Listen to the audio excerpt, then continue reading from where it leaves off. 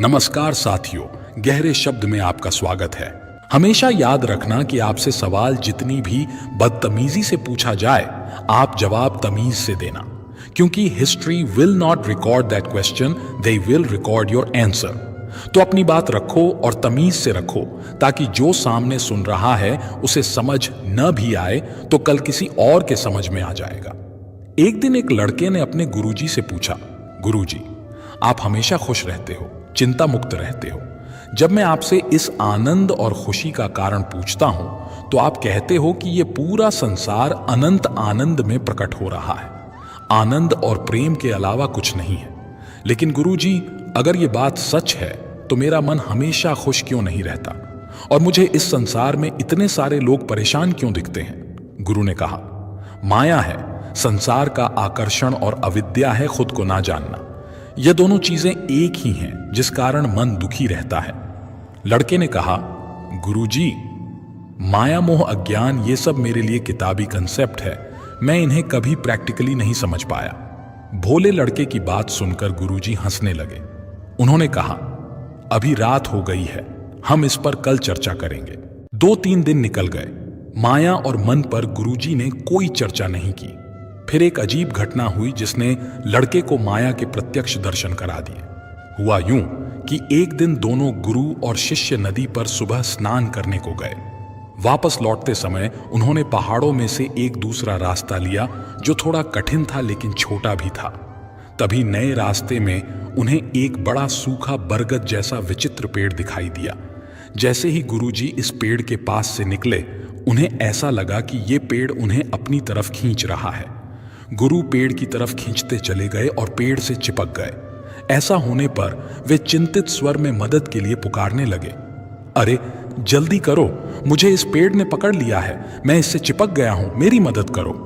लड़का आश्चर्य से चकित रह गया, क्योंकि उसने अपने गुरु को उस दिन से पहले कभी असहाय और व्याकुल नहीं देखा था।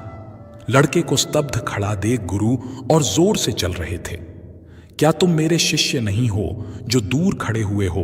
तुरंत मदद करो, मेरे पैर खींचो। ये पेड़ मेरी शक्तियां खींच रहा है, मुझे अंदर से बेचैनी महसूस हो रही है, मेरी जल्दी से मदद करो।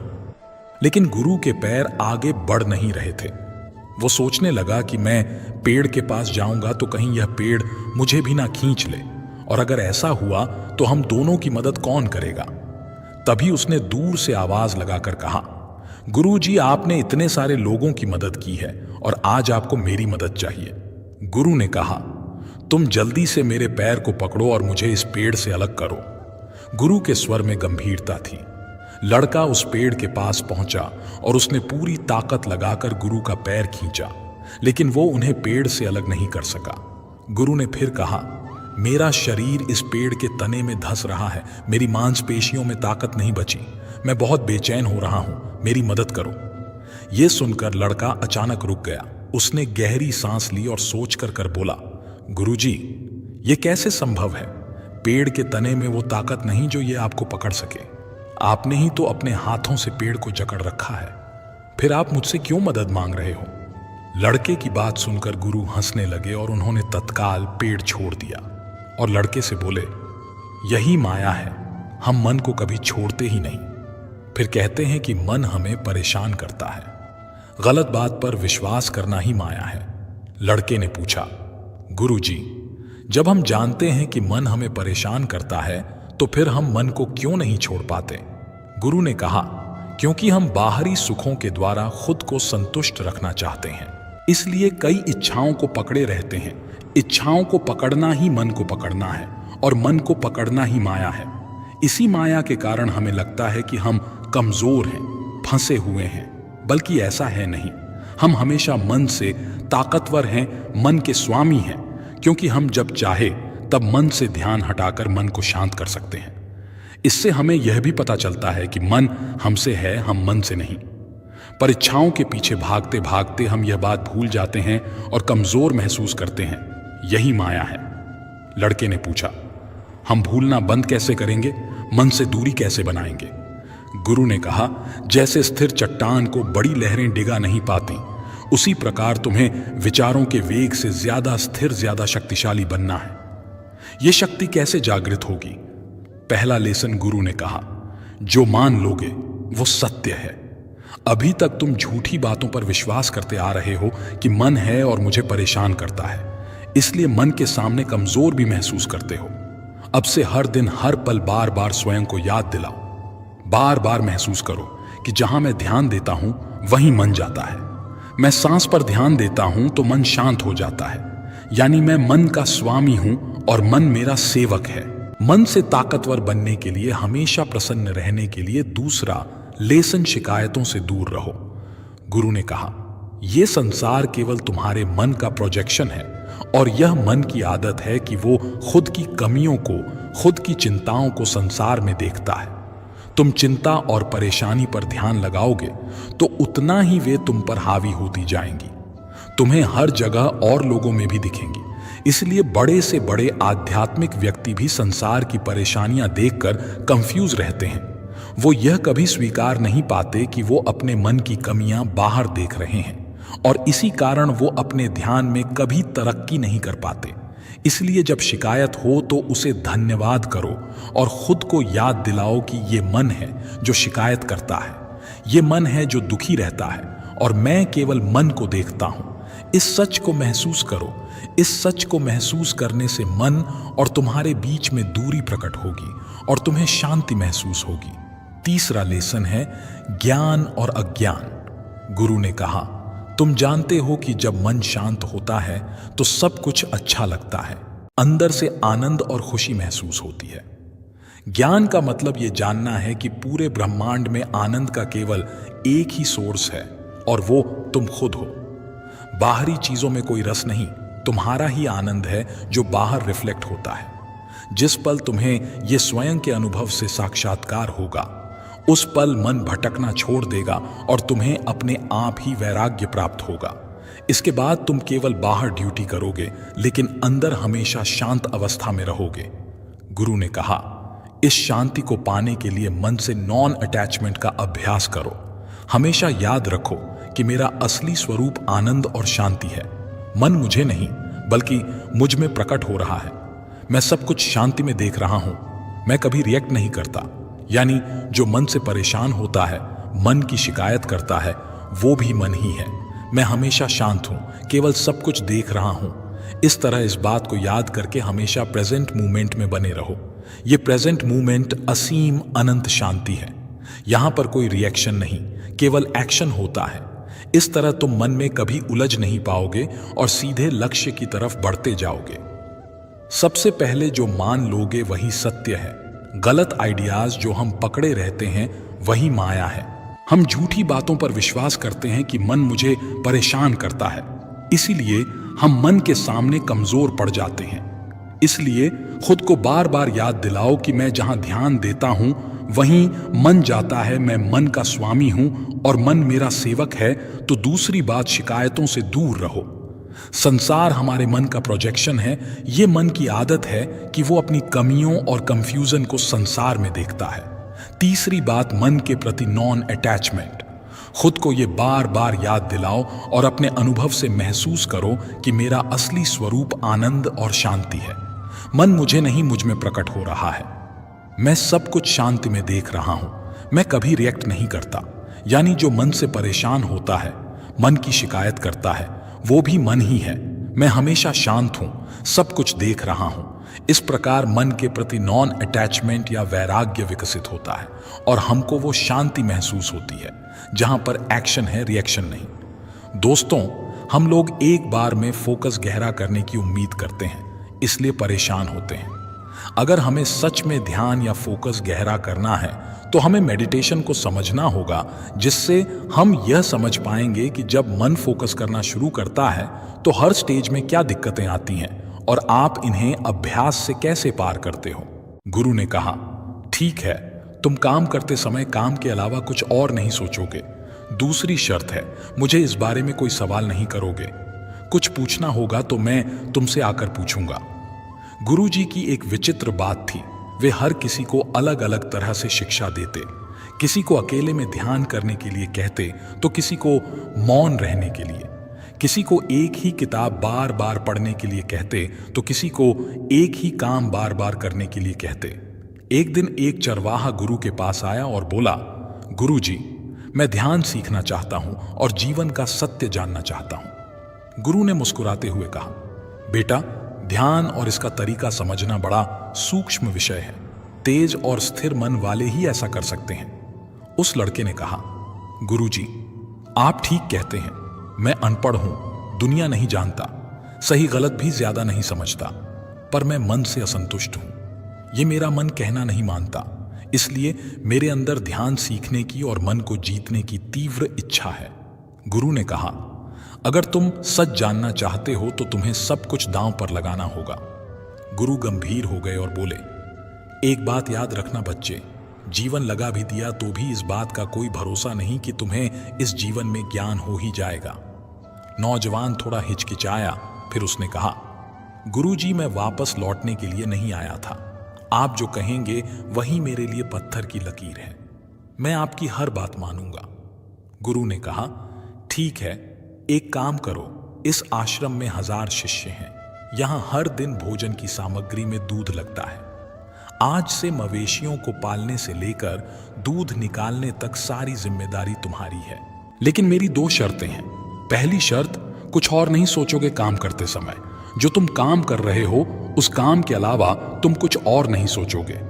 दूसरी शर्त, दोबारा मेरे पास मत आना और किसी सवाल का जवाब मत पूछना।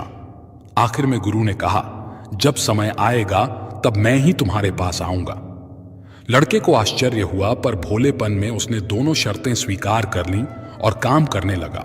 जब भी काम करते समय उसके मन में कोई विचार आता तो वो सतर्क हो जाता।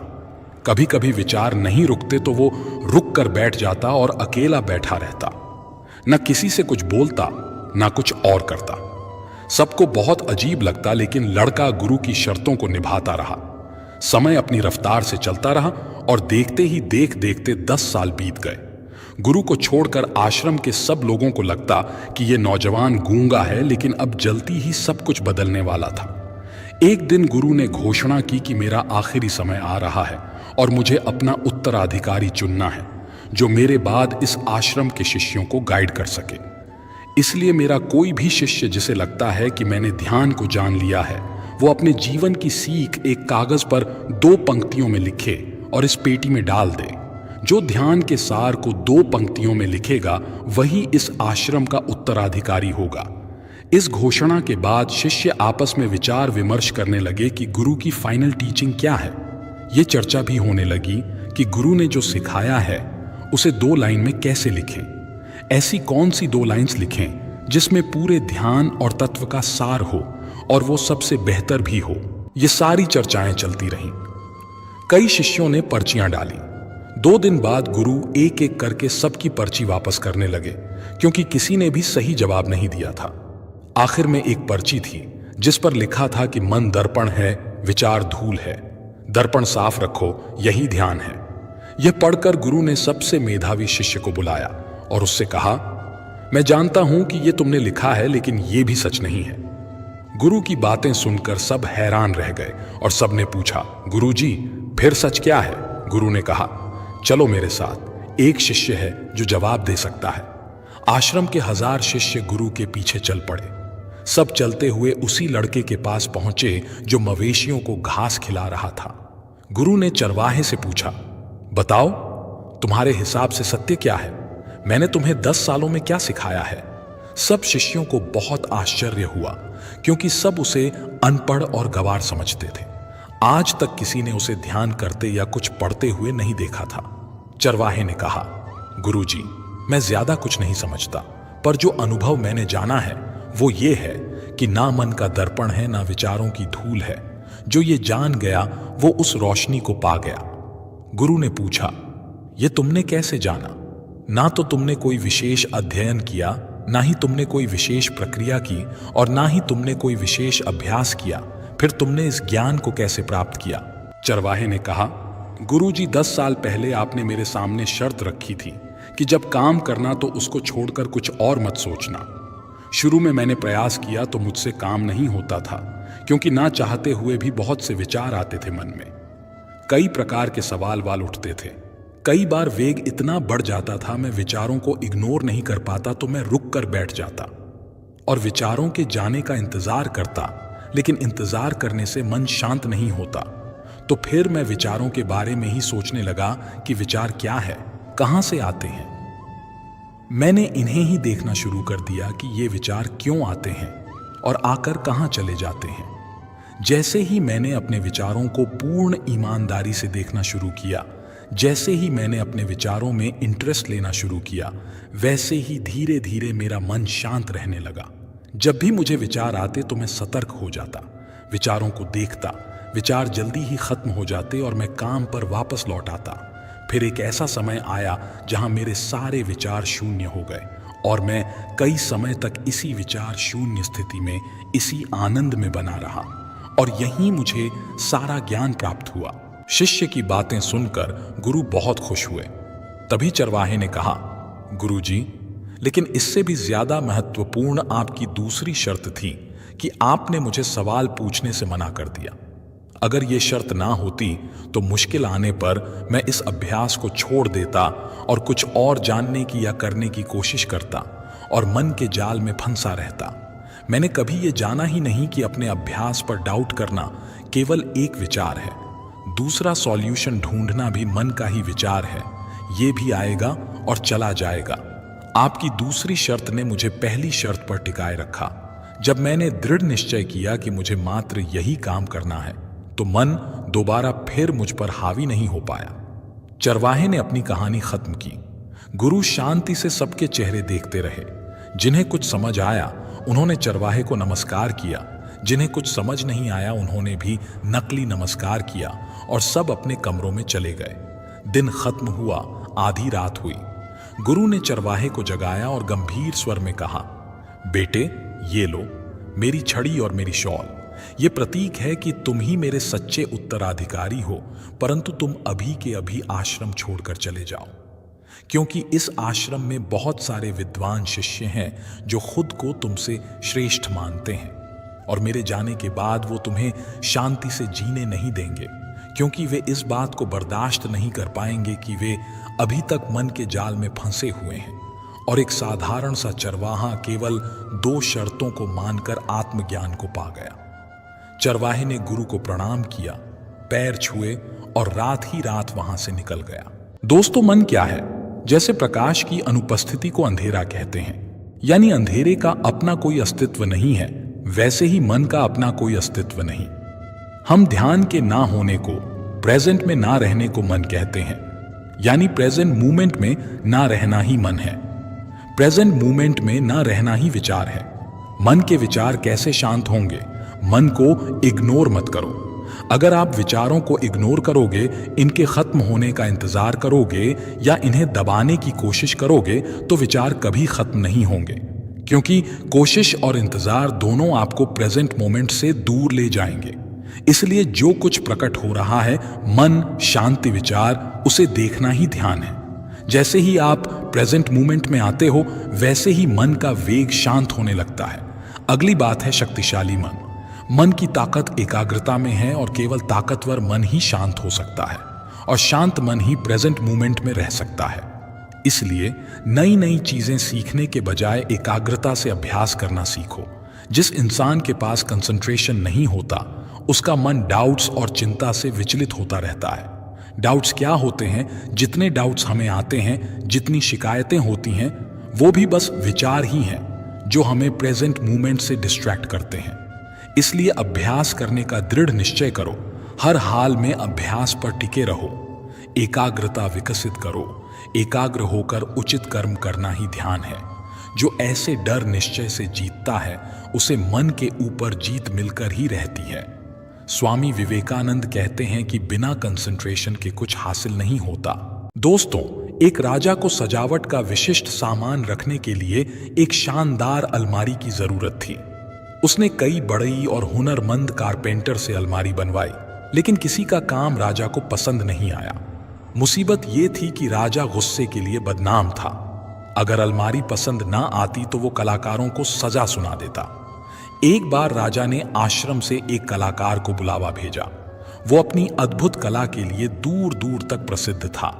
वो कीलों और अन्य चीजों का इस्तेमाल किए बिना लकड़ी के टुकड़ों को जोड़कर फर्नीचर या घर बनाता था। उस कलाकार को खबर मिली तो वे अगले दिन ही राजा के दरबार पहुंचा। राजा ने उससे कहा, मैं अपने राज दरबार में रखने के लिए एक विशेष अलमारी बनवाना चाहता हूं, ताकि अलमारी में कीमती सामान रख सकूं, जहां महल में आने वाले राजसी मेहमान इन सामान को देख सकें। ये सामान बहुत ही खास और खूबसूरत है, इसलिए अलमारी भी ऐसी ही निराली होनी चाहिए जिसकी अद्भुत कला पहले कभी किसी ने ना देखी हो। कलाकार ने थोड़ा सोचने के बाद कहा, ठीक है, मैं आपके लिए अलमारी बना दूंगा, पर एक समस्या है। मैं अगले 5 दिनों के लिए व्यस्त हूं। 5 दिन बाद मैं आपके लिए अलमारी बनाना शुरू कर दूंगा। पूरे दरबार में सन्नाटा छा गया, क्योंकि सब राजा के गुस्से को जानते थे। आज तक किसी ने राजा को इंतजार करने को नहीं कहा था। उस कलाकार का जवाब सुनकर राजा ने सोचा, इसको ऐसा क्या जरूरी काम है जो ये मेरा आदेश टाल रहा है। राजा ने सोचा, ठीक है, पहले इससे अलमारी बनवाता हूं, बाद में इसे देखता हूं।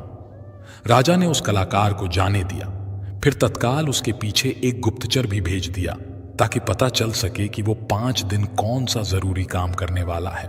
पहले दिन राजा के गुप्तचर ने देखा कि कलाकार आश्रम में बिना कुछ किए शांति से ध्यान में बैठा रहा। दूसरे दिन से लेकर 5वें दिन तक उसका यही हाल था। वो पूरे दिन शांति से एक जगह आंख बंद किए बैठा रहता। गुप्तचर ने राजा को सारी बात बताई तो राजा का क्रोध और बढ़ गया, लेकिन वो ये सोचकर शांत रहा कि अभी सजा दूंगा तो सबकी सहानुभूति कलाकार के साथ रहेगी। 5 दिन बाद वो कलाकार राजा के पास आया और जरूरी सामान लेकर अलमारी बनाने में जुट गया, और दिन रात एक करके 10 दिन का काम केवल 30 दिनों में पूरा कर दिया। जब उसने अलमारी राजा के सामने प्रस्तुत की तो राजा समेत सभी लोग अलमारी देखते रह गए। ऐसी अलमारी अभी तक किसी ने नहीं बनाई थी। बनावट और डिजाइन अद्भुत थी, नक्काशी जटिल और आकर्षक थी। बिना किसी जोड़ के ये अलमारी सालों साल चलने वाली थी। अलमारी को देखकर राज का गुस्सा छूमंतर हो गया। वो अत्यंत प्रसन्न और हैरान हुआ, क्योंकि वो जानता था कि कलाकार ने इंसानी काबिलियत से कहीं बेहतर अलमारी बनाई है। जिस अलमारी को बनाने में जवान युवक को 10 दिन लग जाते, उस काम को 55 साल के इस कलाकार ने बिना किसी खामी के 3 दिन में पूरा कर लिया है। ऐसा अद्भुत काम और प्रतिभा देखकर राजा का अहंकार पिघल गया। राजा ने उससे से कहा, आपने अकल्प कार्य किया है जिसकी प्रशंसा शब्दों में संभव नहीं है। लेकिन मेरे मन में एक सवाल है कि आप काम शुरू करने से पहले 5 दिन खाली क्यों बैठे रहे? इसका रहस्य मुझे बताइए। उस कलाकार ने उत्तर दिया, राजन, आपको ऐसा क्यों लगता है कि मैंने 5 दिन कुछ नहीं किया? अभी आप जो अलमारी देख रहे हैं, ये उन 5 दिनों के ध्यान का ही परिणाम है। उसने आगे कहा, पहला दिन मैंने मन से असफलता और डर के विचारों को त्यागने में लगाया, क्योंकि मैं जानता था अगर आप मेरे कार्य से खुश नहीं हुए तो मुझे जेल हो सकती है। मैं जानता था कि अगर डर लेश मात्र भी मन में रहा तो अलमारी में कुछ ना कुछ कमी जरूर छूट जाएगी। इसलिए मैं पहले दिन बिना रिएक्ट किए भय के विचारों को देखता रहा, जब तक कि वो शांत नहीं हो गए। दूसरे दिन मैंने मन में आने वाले कमजोरी के विचारों को खत्म किया। मेरे अंदर राजा के लिए अद्भुत अलमारी बनाने का कौशल नहीं है। मैं इन सभी डाउट्स को तब तक देखता रहा जब तक मैं इनसे अलग नहीं हो गया। तीसरे दिन मैंने मन से कीर्ति और पुरस्कार की आशाओं और इच्छाओं को जाने दिया। मैं अलमारी बनाकर राजा से विशेष इनाम प्राप्त करूंगा, मेरा नाम और कीर्ति होगी। मैंने इन सब विचारों को जाने दिया और केवल शांति में बैठा रहा। कलाकार ने कहा, मैंने चौथा दिन अभिमान को छोड़ने में बिताया, ताकि जब मैं सफल हो जाऊं और लोग मेरी प्रशंसा करें तो अहंकार मुझ पर हावी ना हो पाए। मैंने 5वां दिन मन में इस अलमारी का स्पष्ट चित्र बनाया और अपने काम को लेकर विश्वास पैदा किया कि राजा को अलमारी जरूर पसंद आएगी। मन में यह चित्र बनाने में 5वां दिन निकल गया और इस तरह मैंने अपने मन से उन सारे विचारों को हटाया जो लक्ष्य पाने में बाधा बनते हैं। परिणाम स्वरूप अलमारी कुछ ही समय में बनकर तैयार हो गई। दोस्त, सबसे पहला लेसन, मन 4 तरह की बातें करता है। अगर सफल नहीं हुए तो क्या होगा? मैं सफलता के लायक नहीं हूं। सफल होऊंगा तो प्रसिद्धि मिलेगी, मेरा नाम होगा, और चौथा सफलता का अहंकार। ये सब मैंने ही किया है। मन की इन 4 तरह की बातों के चलते हम प्रेजेंट में नहीं रह पाते, अपनी शक्ति क्षीण करते रहते हैं, जिस कारण मन और इसके विचार हम पर हावी हो जाते हैं। दूसरा लेसन है डर का झूठ। मन अंदर ही अंदर हम सबसे बोलता है, तुम तैयार नहीं हो, तुम काबिल नहीं हो। ये बात हम सबको अपना पूर्ण योगदान, पूर्ण शक्ति लगाने नहीं देती। इसलिए जिस पल तुम डर को जीतोगे, उसी पल सफलता तुम्हारी हो जाएगी। विचार केवल विचार हैं, वास्तविकता नहीं। कलाकार ने देखा कि अगर मैं अलमारी नहीं बना पाया तो राजा सजा भी दे सकता है। इस विचार के प्रकट होने से मन में, शरीर में डर महसूस होता है।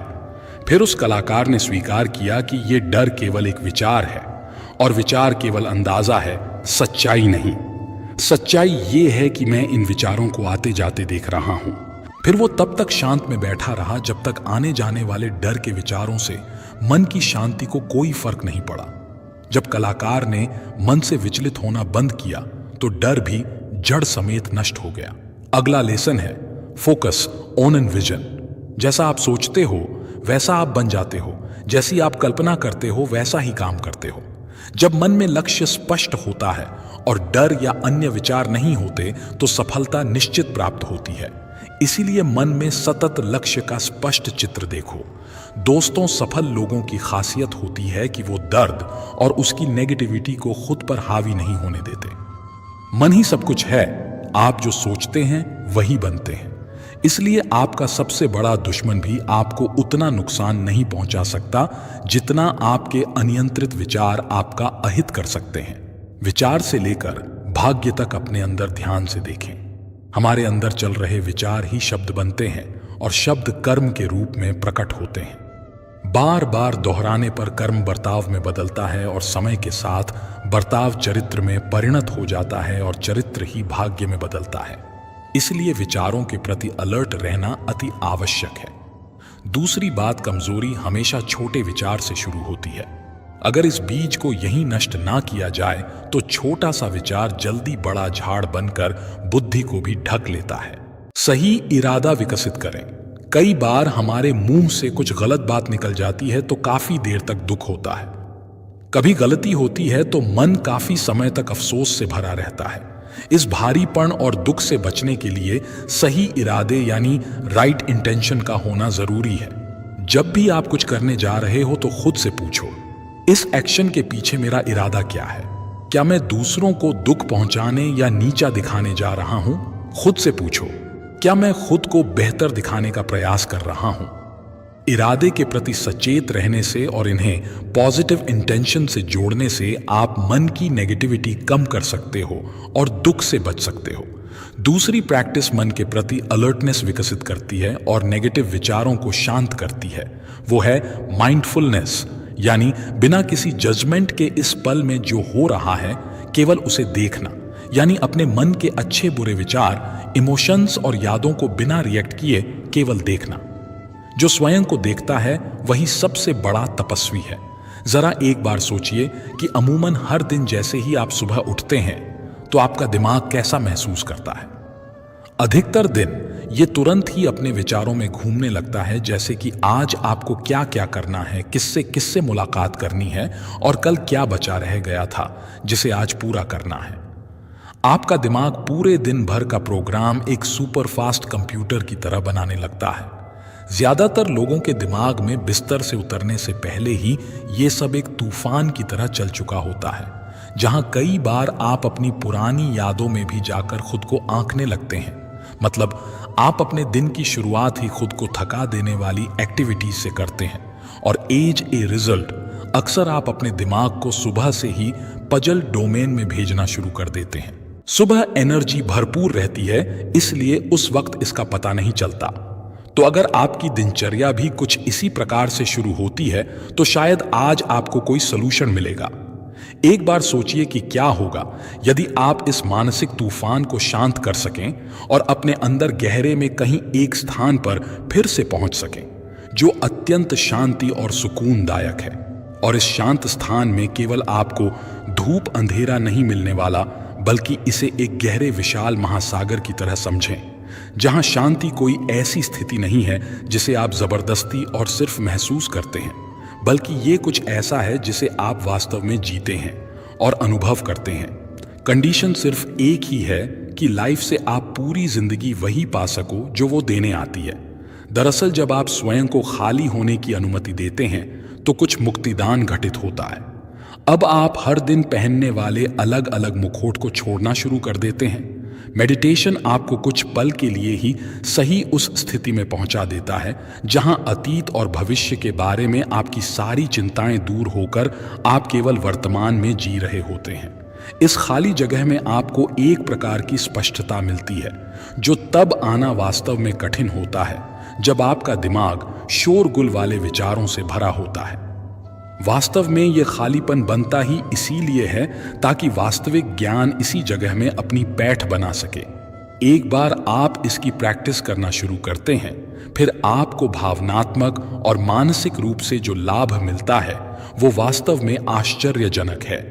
यही वो बिंदु है, वो ब्रेक पॉइंट है जहां आप खुद से सभी प्रकार की भारी अपेक्षाओं और आत्म आलोचनाओं को छोड़कर केवल स्वयं बच जाते हैं। जैसे आपके कंधों से कोई भारी वजन उतर गया है और आप काफी हल्का और स्वतंत्र महसूस कर रहे हैं। ये खालीपन महज एक छोटा सा विराम नहीं होता, ये आपके जीने और हर एक पल का आनंद लेने के तरीके में एक बहुत बड़ा बदलाव कर देता है। ये किसी भी चीज की कमी के बारे में नहीं है, बल्कि ये वास्तव में पहले से उपलब्ध सहज समृद्धि जो आपकी अत्यधिक व्यस्तता से उपजे विचारों के जाल के नीचे छिप गई है। इस प्रोसेस में आप अपनी कुछ गहरी धारणाओं के बारे में भी स्पष्टता प्राप्त करते हैं। जैसे आपने सुना होगा कि कुछ भी हासिल करने के लिए हमेशा प्रयास और संघर्ष करते रहना चाहिए। ये मानसिकता हमें ये सोचने पर मजबूर करती है कि जो कुछ भी पाने लायक है वो केवल कड़ी मेहनत और अथक प्रयास से ही आ सकता है। लेकिन जब आप खाली होने की प्रैक्टिस शुरू करते हैं तो आपको कुछ बिल्कुल अलग, बिल्कुल ही नया एक्सपीरियंस होता है। अब आपको पता लगता है कि कभी कभी कुछ पाने के लिए आपको लड़ना ही नहीं पड़ता, बल्कि वहां पर शांतिपूर्ण समर्पण ही वास्तविक सफलता दिलाता है। आपको पता चलता है कि अपनी गहराई में आप पहले से ही पूर्ण हैं, और ये एहसास होते ही आप इस भ्रम से बाहर निकल जाते हैं कि आपको ऐसा होना चाहिए या वैसा होना चाहिए। खाली होने का मतलब ये नहीं है कि अब आपको कुछ करना नहीं है, बल्कि अब ये करने के बजाय कुछ खोजने में बदल जाता है। इनफैक्ट ये उन परतों को हटाने जैसा है जो वास्तविक चीज के बारे में आपके दृष्टिकोण को अवरुद्ध कर रही है। हमें अक्सर यह सिखाया पढ़ाया और समझाया गया है कि हमें केवल उसी चीज की कद्र करनी चाहिए जो हमें कड़ी मेहनत से मिलती है। लेकिन आध्यात्मिकता की दुनिया में रास्ता काफी सीधा है। ये कड़ी मेहनत के बारे में बात नहीं करता, बल्कि ये जो है उसे शांति से स्वीकार करने के बारे में बात करता है। जैसे एक बार सोचो कि आप नदी में तैर रहे हो। यदि आप धारा के विपरीत तैरने का प्रयास करेंगे तो आप समझ सकते हैं कि प्रतिरोध भी अधिक होगा, लिहाजा आप थक भी जल्दी जाएंगे। लेकिन अगर आप सिर्फ नदी की धारा पर भरोसा करके अपने आप को उसके प्रवाह पर छोड़ देते हैं तो आप आसानी और सहजता से कम समय में अधिक दूरी तय कर लेंगे। उसी तरह जब आप इस खालीपन को भी गले लगा लेते हैं तो आपका जीवन की धाराओं के खिलाफ संघर्ष स्वतः ही खत्म हो जाता है। आप उनके साथ आगे बढ़ने लगते हैं। हमेशा कुछ ना कुछ करने की आदत वास्तव में आपको वास्तविक आप बनने से रोक सकती है। खाली होना सीखना अपनी पकड़ मजबूत करने के बजाय ढीली करना सीखने जैसा है। चीजों पर विजय पाने की कोशिश करने के बजाय इन्हें वैसे ही स्वीकार करना जैसी वे हैं। ये जीवन के हर हिस्से का विरोध या उस पर नियंत्रण करने की कोशिश किए बिना उसके प्राकृतिक प्रवाह का अनुभव करने के लिए एक खुले निमंत्रण की तरह है। जब हम हमेशा कुछ ना कुछ करते रहने की मानसिकता से दूर हो जाते हैं तब होता है असली जादू। जो हम स्वाभाविक रूप से हैं उसके लिए जगह बनती है। ये एक ऐसी अवस्था है जहां हम जीवन को सामंजस्यपूर्ण तरीके से घटित होने देते हैं और यह स्वीकार करते हैं कि वास्तव में लाइफ अत्यधिक आपाधापी में पड़ने की बजाय सिंपली इसे एज इट ईज जीने में ही है। लेकिन प्रश्न ये है कि हम इस खालीपन की स्थिति को अपने रोजमर्रा के जीवन में लाएं कैसे। और इसके लिए जो पहला स्टेप है वो बहुत ईजी है। दैट इज लेट गो, यानी कि जाने दो। जी हां, दूसरों के प्रति चिंताओं, कर्तव्यों और दूसरों की अपेक्षाओं से भरे भारी बैग को छोड़ दीजिए। मैं आपको इस बैकपैक को अपने कंधों से धीरे से नीचे रख देने के लिए एनकरेज करता हूं। कभी कभी सबसे गहरा परिवर्तन ही तब होता है जब हम दुनिया का बोझ अपने कंधों पर उठाने की कोशिश करना बंद कर देते हैं। एक और उपयोगी तरीका है अपने थॉट्स यानी अपने विचारों पर नजर रखना। अपने मन के जटिल जाल में उलझने के बजाय अपने विचारों का एक सजग पर्यवेक्षक बने।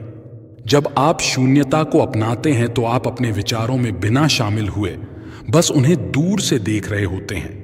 इस तरह से आप अपने उन विचारों को कॉन्शियसली सिलेक्ट करके त्यागने का विकल्प चुन सकते हैं जो आपको अच्छा महसूस करने में मदद नहीं कर रहे।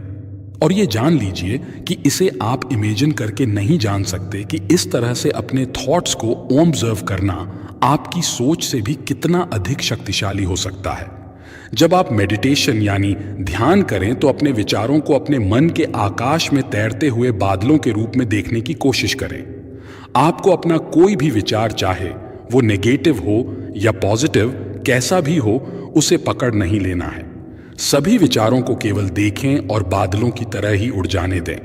इस तरह से जब आप अपने विचारों के आने जाने को अपने दैनिक जीवन का हिस्सा बना लेंगे, तब आपको एहसास होगा कि यह वास्तविकता से भागने के बारे में नहीं है, बल्कि इसे और अधिक गहराई से अनुभव करने के बारे में है। लेकिन यह एक बार में नहीं हो जाता। आपको केवल खुद को यह बताना है कि हो चाहे ना हो, रोज पूरी कोशिश करनी है। 1 घंटा इस चीज को प्रैक्टिस करना ही है और इस बात का कॉन्फिडेंस मैं आपको दिलाता हूं कि जैसे जैसे आप इसका अभ्यास करते जाते हैं, आप अपने आसपास की दुनिया के साथ बातचीत करने के तरीके में छोटी लेकिन महत्वपूर्ण बदलाव देखना शुरू कर देंगे। यह सच है कि हमारे बहुत सारे दुख वास्तव में ऑप्शनल होते हैं और हमारे डिसीजन पर ही निर्भर करते हैं। कठिन समय और चुनौतियों का सामना तो हम सभी करते हैं, लेकिन इन स्थितियों पर हम रिस्पांस कैसे देते हैं यह हम पर निर्भर करता है। जब आप खालीपन को प्रैक्टिस करना शुरू करते हैं, तब आप देखते हैं कि जो समस्याएं आपको पहले परेशान कर देती थीं, वे वास्तव में आपके अपने दिमाग द्वारा पैदा की गई हैं। शून्यता का ये अभ्यास आपको फील कराता है कि आपके पास नकारात्मक विचारों और भावनाओं में ना फंसने का विकल्प हमेशा मौजूद था और है। आप अपने विचारों या आपके आसपास होने वाली घटनाओं से नियंत्रित नहीं होते, बल्कि अब आपको उन पर रिस्पांस कैसे करना है, ये विकल्प चुनना होता है। ये विकल्प ही शून्यता की वास्तविक स्थिति है। ये आपको शांति प्रदान करता है, तब भी जब आपके चारों ओर सब कुछ अस्त व्यस्त हो। दरअसल खालीपन चीजों के सरल रूप में ही सुंदरता देख पाने के बारे में है। आज की दुनिया में हम हमेशा और अधिक की तलाश में रहते हैं, अधिक पैसा, अधिक रुतबा, अधिक सम्मान। लेकिन जब आप शून्यता को अचीव करने की प्रैक्टिस करते हैं, तो आप वास्तव में और अधिक की चाह के बजाय उस चीज की सराहना करना शुरू कर देते हैं जो आपके पास पहले से है। और कुछ दिन में ही ये प्रक्रिया वास्तव में आपको सेटिस्फाई करने लगती है। जब आप अपन को अपनाना शुरू करेंगे, तो आपको एहसास होगा कि सच्ची खुशी अधिक चीजें इकट्ठा करने या कोई पर्टिकुलर पोजीशन या स्टेटस हासिल करने से नहीं आती है। इसके बजाय ये आपके और आपके आसपास की दुनिया के साथ एक वास्तविक और सार्थक संबंध बनाने के बारे में है। खालीपन दुनिया से मुंह मोड़ने के बारे में नहीं है, बल्कि इसे और अधिक व्यापक और शांतिपूर्ण तरीके से समझने के बारे में है। याद रखिएगा कि शून्यता कोई जगह नहीं है जहां आप पहुंचेंगे, बल्कि ये एक यात्रा है जिसे आप कंटिन्यूअसली एंजॉय करते हैं। ये जान ले कि आने वाला हर नया दिन खाली रहने का अभ्यास करने, अपने आप को अपने दिमाग की पकड़ से मुक्त करने और जीवन को अधिक समृद्ध और संपूर्ण तरीके से अनुभव करने का एक नया मौका है। खालीपन एक बहुत ही व्यक्तिगत यात्रा है जो इस बात पर निर्भर करती है कि आप दुनिया को कैसे देखते हैं और जीवन में आपके अपने अनुभव कैसे हैं। लेकिन इस रास्ते पर चलते समय अपने प्रति दयालु होना महत्वपूर्ण है, क्योंकि हो सकता है कि आप कुछ दिनों तक तो इस प्रैक्टिस से एक मजबूत जुड़ाव महसूस करें, लेकिन किसी और दिन आपको इस तक पहुंचने में भी कठिनाई हो सकती है। लेकिन यह सामान्य है, जिंदगी का हिस्सा है। हाँ, एक बात है कि इस दौरान आप जिन परिवर्तनों से गुजरें, जो भी नए एक्सपीरियंस आपको हासिल हों, उनके बारे में सोचने पर कुछ समय अवश्य बिताएं। इस बात पर विचार करें कि ध्यान करने के बाद आप कैसा महसूस करते हैं। जब आप खुद को इन्वॉल्व किए बिना बैठते हैं तो किस प्रकार के विचार या भावनाएं आपके सामने आती हैं।